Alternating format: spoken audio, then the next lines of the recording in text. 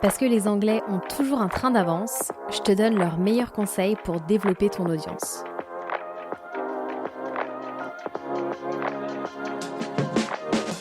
Bienvenue dans Silence, sa podcast.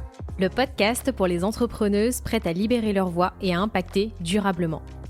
Moi, c'est Laetitia, je suis copilote en lancement de podcast et podcast manager. Ce podcast, je l'ai imaginé comme un vrai labo, pour documenter mon propre chemin de podcasteuse et surtout pour t'aider à lancer le tien. Ici, on parle création de podcast, mindset et prise de parole pour te faire passer de l'idée à l'action. Bonne écoute! Bienvenue dans le deuxième épisode de la mini-série dédiée au podcast show de Londres. Et aujourd'hui, on va parler d'un sujet hyper stratégique si tu veux développer l'audience de ton podcast. Il s'agit de la cross-promotion. Donc la cross-promotion ou aussi la cross-promo, c'est une méthode qui te permet de faire un échange de visibilité gratuit avec un autre podcast dit partenaire. Donc dans cet épisode, je vais rentrer un peu plus dans le détail de ce qu'est la cross-promotion et je vais te partager 5 stratégies utilisées par les top shows anglais pour développer leur audience. Et je te donnerai à chaque fois des exemples concrets pour que tu puisses surtout les appliquer facilement à ton podcast et toucher de nouveaux auditeurs.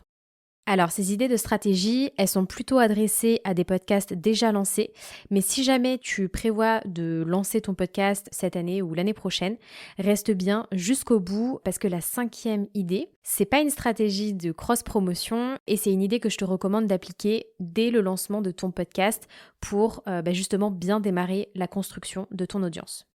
Alors, l'objectif de cet épisode, c'est pas de te donner des stratégies en vrac et de te créer un sentiment d'urgence, de vite, un peu devoir toutes les tester en même temps pour développer ton podcast, parce que ça serait vraiment l'erreur à ne pas faire. Mais avec cet épisode, j'ai vraiment envie de te faire un pas de côté et que tu puisses prendre de la hauteur sur ce que tu fais déjà et d'analyser ce qui serait le plus efficace pour ton podcast. Parce que on est tous confrontés à la même problématique qui est qu'on n'a que 24 heures dans nos journées. Et dans un monde idéal, il faudrait pouvoir passer autant de temps à produire son podcast, donc ça veut dire à l'écrire, l'enregistrer, le monter, le programmer, qu'à le promouvoir. Donc faire des actions de communication, mettre en place une stratégie média, faire des partenariats, etc. Et moi, la première, je dis souvent qu'un épisode de podcast, c'est 60% de production pour 40% de promotion. Mais dans la réalité, je sais que c'est pas aussi simple que ça et que c'est souvent difficile pour les podcasteurs. Justement, en fait, une fois qu'ils ont fait toutes les actions de production, de trouver le temps pour bien communiquer sur leur podcast, mettre en place des actions stratégiques pour développer leur audience et prendre le temps, en fait, de faire les actions qui vont vraiment faire grandir leur podcast. Alors avant de plonger dans les stratégies, et pour que tu puisses aussi tirer le meilleur de ces 15 minutes d'épisode, je t'invite vraiment à prendre un moment pour te poser et te demander, une fois que tu as fait tout ce travail de production, donc que tu as écrit, enregistré, monté et programmé par exemple ton prochain épisode de podcast, quel est le temps restant que tu as à ta disposition ? Parce que si par exemple il ne te reste plus qu'1 heure de disponible pour promouvoir cet épisode et on pourrait même dire plus généralement ton podcast, eh bien je t'invite vraiment à te poser la question suivante. Quel est le 20% des actions les plus stratégiques que je pourrais faire avec le temps que j'ai de disponible ? Parce que s'il te reste 1 heure pour promouvoir ton podcast, parfois, l'action la plus stratégique, ça va pas être de prendre 7 heures pour faire par exemple qu'un seul carrousel qui ira uniquement sur ton compte Instagram. Par exemple, dans ce temps-là imparti, le plus efficace, ça pourrait être de plutôt faire des stories Instagram où tu vas pouvoir teaser l'épisode, annoncer sa sortie le jour J et tu pourrais aussi par exemple faire une newsletter qui va aussi annoncer la sortie de l'épisode. Alors bien sûr, ça va dépendre de tes objectifs, mais tu pourrais aussi, par exemple, prendre cette heure-là pour contacter des podcasts partenaires potentiels avec qui tu pourrais faire un échange de visibilité. Ce qui te permettrait du coup de véritablement booster ta portée et d'attirer de nouveaux auditeurs qualifiés. Donc je t'invite vraiment à prendre ce recul-là parce qu'on n'a pas toujours le réflexe de questionner l'efficacité des actions qu'on fait par habitude ou même d'analyser aussi l'efficacité par rapport au temps passé, alors que je pense que ça peut vraiment être game changer. L'été en plus, là c'est la meilleure période pour justement sortir la tête du guidon avec son podcast, prendre de la hauteur. Donc voilà, j'espère que cet épisode te donnera l'impulsion pour mettre la tête dans tes objectifs et dans tes process. Allez, je ferme cette très longue intro et on démarre tout de suite avec la première stratégie. Donc la première stratégie, c'est la stratégie des interviews croisées. Alors, il y a cette phrase de Safia Gourari que j'aime beaucoup et que j'avais entendue dans un de ses podcasts et qui ne m'a jamais quittée. Mais c'est les gens qui écoutent des podcasts écoutent des podcasts. Et cette phrase, je trouve qu'elle résume super bien en fait l'idée de la cross-promotion qui se base du coup sur le fait que pour développer son audience, ça serait beaucoup plus simple d'aller toucher des personnes qui écoutent déjà des podcasts, qui sont déjà fans et consommateurs du format, plutôt que d'aller chercher des personnes sur les réseaux sociaux par exemple. Et donc, pour toucher facilement des personnes qui écoutent déjà des podcasts, où est-ce qu'on peut les trouver ? Eh bien, sur d'autres podcasts. Donc, pour ça, il y a différentes manières de le faire. Et du coup, la première stratégie que je veux te présenter, c'est celle de l'interview croisée. Donc, le principe de l'interview croisée, c'est qu'avec le podcasteur partenaire avec qui tu choisis de faire cet échange de visibilité, vous allez vous recevoir à tour de rôle. Donc, l'un va interviewer l'autre sur son podcast et vice-versa. Et donc, l'objectif, c'est que grâce à ton interview qui ira sur le podcast du partenaire, tu vas pouvoir te faire découvrir en tant qu'expert et aussi en tant que podcasteur, du coup directement auprès de son audience, donc une audience qui ne te connaît pas encore, mais qui pourrait être intéressée par ton contenu. Parce que c'est là tout l'enjeu de cette stratégie, mais il faut aller cibler des audiences dans lesquelles ton auditeur cible se trouve. Et donc, pour que ça fonctionne, il faut bien choisir ton podcast partenaire et il faut vraiment que tu t'assures que son audience soit similaire ou complémentaire à la tienne. Parce que bien sûr, l'idée, c'est que ça soit gagnant-gagnant pour vous deux. Donc souvent, ton podcast partenaire, ça va être soit un podcast qui est aussi dans ta niche, ou ça va être un podcast qui est dans un domaine ou une expertise complémentaire à la tienne. Par exemple, si c'est un podcast dans ta niche, ça peut être intéressant de choisir un podcast partenaire qui va avoir une expertise ou un point de vue complémentaire à ton expertise et qui va pouvoir apporter une réelle plus-value à ton audience. Parce que l'idée, c'est pas de recevoir un podcasteur uniquement pour l'aspect stratégique de l'échange de visibilité, mais c'est de te demander en quoi ça va être utile et en quoi ça va servir mon audience. Et pour que ça soit plus clair pour toi, je vais illustrer ça avec un exemple. Donc imagine, on a un podcast A, qui est un podcast juridique qui aide les entrepreneuses à comprendre les bases du droit. Donc c'est un podcast qui parle de statut, de conditions générales de vente, de mentions légales, etc. Et en face, on a un podcast B qui est un podcast plutôt axé business et qui parle de création d'offres, de positionnement, etc. quand on se lance.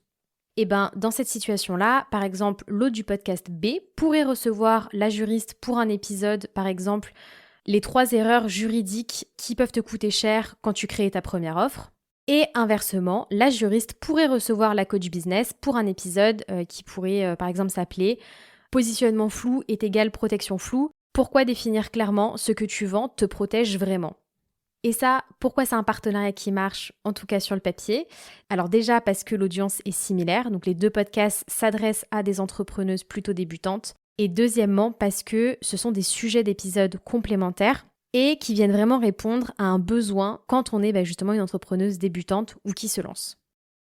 Et je rajouterai une dernière chose, et ça va de soi, mais vraiment pour tirer le meilleur de cette stratégie, il va falloir vous assurer aussi que chacun de vous fasse les efforts de communication nécessaires pour pousser vos épisodes respectifs devant les yeux de vos audiences. Donc le mieux dans ce genre de partenariat, c'est dès le début de vous engager sur quelles sont les actions de communication que vous allez faire pour pousser les épisodes. Et ce qui est chouette aussi, je trouve, avec ce genre d'épisode, c'est que c'est souvent l'occasion de pouvoir faire des posts un peu plus originaux et créatifs. Par exemple, sur Instagram, on peut faire des posts en collaboration où du coup, la publication va apparaître dans le feed des 2 personnes. Et ça, je trouve que c'est vraiment une fonctionnalité d'Insta à exploiter pour aussi vous mettre en avant devant les communautés que vous avez sur vos réseaux sociaux. Ensuite, deuxième stratégie de cross-promotion, il s'agit du swap d'épisodes. Donc le swap d'épisodes, ça consiste à, pareil, du coup trouver un podcast partenaire et l'idée, ça va être d'échanger un épisode chacun, donc que vous avez déjà produit et publié sur votre propre podcast, et de le diffuser dans vos flux RSS respectifs. Donc en gros, d'échanger un épisode de podcast entre vous, et donc toi, tu vas publier un épisode de podcast de ton partenaire sur ton propre podcast et vice-versa. Donc ça, c'est une stratégie qu'on voit souvent l'été sur les podcasts parce que ça permet aux podcasteurs du coup de continuer de publier tout en relâchant un peu la pression de toujours créer puisque du coup cette stratégie, elle demande pas de créer de nouveaux contenus. Et en plus, c'est souvent l'occasion pour les podcasteurs de mettre en avant d'autres podcasts qu'ils adorent, qui les inspirent et au passage d'apporter du contenu complémentaire à leur audience. Donc là, 4 points importants. Pour que cette stratégie fonctionne, il faut t'assurer, et là je vais me répéter, mais de choisir un podcast avec une audience similaire ou complémentaire à la tienne. En tout cas, t'assurer que ton auditeur cible se trouve dans l'audience du podcast partenaire. 2, il ne faut pas choisir les épisodes que vous allez échanger au hasard. Idéalement, il faut choisir des épisodes dont les thématiques abordées vont intéresser les audiences respectives et apporter un complément à vos expertises. Par exemple, s'il s'agit de 2 podcasts qui s'adressent à des entrepreneuses et qu'on a un podcast A qui est axé mindset, développement personnel et que le podcast B est axé sur des sujets plus stratégiques comme par exemple le business ou le marketing, si on imagine que le podcast A, il a un épisode sur oser se lancer malgré la peur de l'échec et que le podcast B a un épisode sur comment créer une offre qui se vend toute seule, ces 2 sujets se complètent très bien. Il y en a un qui va préparer l'auditeur mentalement et l'autre qui va lui donner des clés concrètes pour passer à l'action. Et dans ce cas-là, alors le swap prend tout son sens puisque chacun va apporter de la valeur à l'audience de l'autre. 3e point, c'est d'être transparent avec vos auditeurs et leur expliquer pourquoi vous avez choisi de diffuser un épisode de ce podcast sur votre podcast et mettre en avant quels sont les bénéfices pour votre audience. Donc pour préparer votre audience, il y a plusieurs petites choses que vous pouvez faire. Vous pouvez par exemple informer vos auditeurs de l'échange à venir, que ce soit par exemple dans l'épisode précédent ou bien faire un message sur les réseaux sociaux. Je vous conseille aussi de préparer une courte introduction donc que vous allez mettre au tout début de l'épisode dans laquelle vous pourrez présenter le podcast partenaire, son hôte et le contenu de l'épisode échangé. Et je vous conseille aussi dans le titre et la description de l'épisode d'indiquer clairement qu'il s'agit d'un échange et puis de préciser bien sûr aussi le nom du podcast partenaire. Si vous voulez avoir un exemple réel, il y a Jeanne du podcast Basilic qui a fait des swaps d'épisodes l'été dernier. Alors je vous conseille vraiment d'aller les écouter et surtout d'aller les analyser un peu avec un regard d'expert pour voir un peu comment elle s'y est prise, comment elle l'a annoncé à son audience, quelles sont aussi les thématiques qu'elle a diffusées par rapport à elle, la ligne éditoriale de son podcast, etc. Et ensuite, 4e point, et pour conclure du coup sur cette stratégie du swap d'épisodes, les résultats de cette stratégie, ils vont là aussi dépendre des actions de communication que vous allez mettre en place pour pousser ces épisodes. Donc, comme pour les interviews croisées, engagez-vous en amont sur ce que chacun vous allez faire en termes de communication. Et ce qui peut être intéressant aussi, c'est de demander à votre audience, donc une fois que l'épisode aura été publié, ce qu'elle en a pensé et si elle a envie de voir comme ça d'autres échanges sur votre podcast. 3e stratégie, alors c'est une stratégie que j'ai peu vue en France, mais qui est très utilisée sur les podcasts anglophones. C'est en fait ce qu'ils appellent le trailer promotionnel en intro des épisodes de podcast. Alors, je sais pas si ça a un nom, mais moi, du coup, je l'appelle comme ça. En tout cas, lors des conférences, c'est beaucoup le mot trailer qui est revenu. Et donc, en fait, il s'agit de diffuser une petite capsule audio, donc en pré-roll de vos épisodes. Donc, en pré-roll, ça veut dire vraiment au tout début de votre épisode, avant même le jingle d'introduction. Et dans cette capsule, l'idée, c'est de venir présenter le podcast que vous souhaitez mettre en avant pour inciter vos auditeurs à aller le découvrir et du coup vice-versa sur le podcast de ton partenaire. Alors pour mettre toutes les chances de ton côté avec cette stratégie, je vais te donner 2 astuces qui ont été données par Jordan Harbinger, j'espère que je prononce bien son nom, qui est hôte du podcast du même nom et qui lui utilise beaucoup cette stratégie. Son premier conseil, c'est que pour une meilleure conversion, donc pour donner vraiment envie aux audiences d'aller écouter vos podcasts respectifs, donc que vous allez promouvoir dans ce petit trailer en intro, vous pouvez par exemple citer 2 épisodes du podcast partenaire dont vous savez que votre audience va avoir envie d'aller binger les épisodes. Et là, du coup, je vais te donner un exemple qui a été donné par Jordan. Donc lui, il a un podcast d'interview, donc avec des profils très variés, et il nous racontait qu'il a fait un partenariat avec un podcast de True Crime. Et dans le trailer qui a été diffusé sur le podcast de True Crime, l'hôte de ce podcast-là, il a mis en avant 2 interviews spécifiques que Jordan avait faites justement avec des experts du crime. Résultat, du coup, ça parlait directement à l'audience du podcast de True Crime sans donner l'impression de faire un hors-sujet. Donc ça, c'est hyper stratégique parce que ça permet de capter l'intérêt de l'audience, même entre des podcasts qui sont différents à première vue. Et le deuxième tips, quand on fait cette stratégie, c'est d'avoir un call to action vraiment très clair à la fin du trailer. Donc ça peut être par exemple justement d'aller découvrir et écouter le podcast partenaire. Et là, bien faire attention, d'épeler à l'oral le nom du podcast partenaire pour que les auditeurs puissent le retrouver plus facilement. Alors pour vous donner mon avis sur cette stratégie, je pense que c'est une stratégie qui demande quand même de la créativité pour ne pas imposer, entre guillemets, un trailer qui va faire trop pub à votre audience. Je pense qu'il faut vraiment se demander quelle manière créative on pourrait trouver pour amener la présentation du podcast partenaire et vraiment donner envie à l'audience d'aller le découvrir.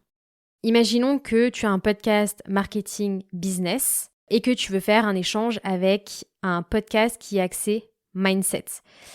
Par exemple, dans le trailer que tu pourrais faire en intro de tes épisodes, ça pourrait donner par exemple « Vous êtes nombreux à me dire que créer une offre c'est bien, mais qu'après, vous avez du mal à vendre sans avoir l'impression de déranger. » Justement, il y a un podcast que j'adore et qui, moi, m'a aidé à surmonter mes blocages mindset avec la vente. Il s'agit du podcast de Maman.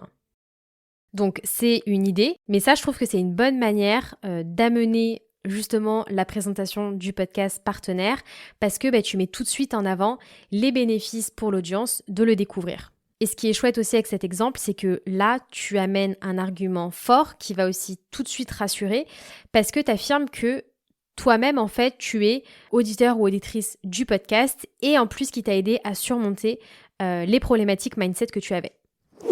4e stratégie et dernier conseil dans la catégorie cross-promo. Alors ça, c'est une stratégie que je ne connaissais pas du tout, j'en avais jamais entendu parler, mais l'idée c'est, dans le cas où tu interviews quelqu'un sur ton podcast et que cette personne a elle-même un podcast, tu pourrais lui proposer de publier un petit teaser audio dans son propre flux RSS et donc sur son podcast.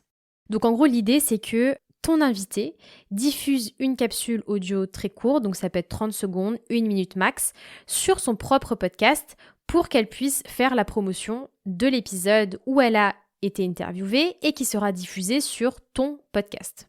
J'espère que mes explications sont claires parce que c'est pas toujours facile d'expliquer juste comme ça à l'oral, mais par exemple, imaginons que tu invites une coach business sur ton podcast et qu'elle a son propre podcast. Tu peux lui proposer d'enregistrer ou tu peux même l'enregistrer toi pour elle et lui envoyer directement, comme ça elle, ça lui facilite la vie. Donc tu pourrais lui proposer par exemple d'enregistrer une capsule qui pourrait dire « Hello à toutes, vous m'entendez chaque semaine ici, mais cette fois c'est moi qui ai été interviewée sur le podcast de… où on a parlé de… c'était super intéressant, je pense que ça pourrait vous intéresser parce que… l'épisode est dispo dès maintenant sur le nom du podcast, je vous mets le lien en description. » Ça pourrait être juste aussi simple que ça pourrait être aussi par exemple un extrait directement de l'interview qui donne après envie à l'audience du coup de votre invité d'aller sur votre podcast pour découvrir l'interview en entière. Et je trouve que dans le cas où il n'y a pas un partenariat d'interview croisée, mais c'est juste vous qui recevez une autre podcasteuse, malgré tout, c'est une super idée pour créer un pont entre vos 2 audiences et faire venir du coup les auditeurs de ton invité sur ton podcast sans que ça lui demande trop d'efforts. Si c'est une stratégie que vous allez essayer, je suis super curieuse d'avoir vos retours. Peut-être que c'est quelque chose que je testerai aussi à l'avenir pour me faire ma propre opinion. Et voilà, et si jamais vous l'essayez, n'hésitez pas à me faire votre retour d'expérience en message sur Insta. Et enfin, dernière stratégie, et ça du coup, comme je te le disais en intro, c'est une stratégie que tu peux appliquer dès le lancement de ton podcast. C'est une stratégie accès réseaux sociaux. Et là, je vais reprendre des mots qui ont été formulés par une des speakers lors d'une conférence, parce que je suis fan de la manière dont elle l'a formulé. C'est « Don't half-ass your presence on the platforms, choose one or two and ask completely ». En gros, ce qui signifie « Ne sois pas à moitié présente sur toutes les plateformes, mais choisis plutôt une ou deux et investis-toi à fond dessus ». Et je peux que être 100% d'accord avec ces propos. Il vaut mieux concentrer son énergie et ses actions sur une seule plateforme plutôt que d'éparpiller ses efforts, surtout quand, encore une fois, on n'a que 24 heures dans nos journées. Et le risque aussi d'éparpiller ses efforts sur plusieurs plateformes, c'est aussi d'éparpiller ses résultats. Donc mon conseil pour toi, c'est vraiment de te demander sur quel réseau social ton audience cible est la plus présente et la plus active et de t'investir à fond dessus avant d'ajouter un autre réseau à ta stratégie de promotion. Et surtout, je te recommande aussi de prendre le temps d'analyser tes statistiques, tes résultats, de voir quels sont les formats qui marchent le mieux sur ce réseau, par exemple les types de posts promotionnels, pour du coup pouvoir itérer sur ce qui t'apporte le plus de résultats. Donc si tu dois retenir une chose de cet épisode, c'est pas tant les stratégies en elles-mêmes, mais c'est plutôt de questionner ce que tu fais aujourd'hui pour promouvoir ton podcast, d'analyser ce qui t'apporte des résultats ou non, le temps aussi que ça te prend, et de te demander, parmi ces 5 idées, quelle est la stratégie que tu pourrais mettre en place et qui te permettrait de te concentrer sur le 20% d'action qui t'apporterait les 80% de résultats. Et quand ça sera fait, viens me voir dans les commentaires Spotify sous l'épisode ou bien sur Instagram. Il y a d'ailleurs le lien vers mon profil Instagram en note de l'épisode pour me partager quelle est la stratégie que tu vas tester en premier. On se retrouve demain pour un nouvel épisode où on parlera des nouveautés du côté d'Apple Podcasts et de YouTube. Je vais te partager leurs dernières annonces et j'espère que ça va pouvoir t'aider à tirer le meilleur des plateformes d'écoute. Je te remercie pour ton écoute et je te dis à demain.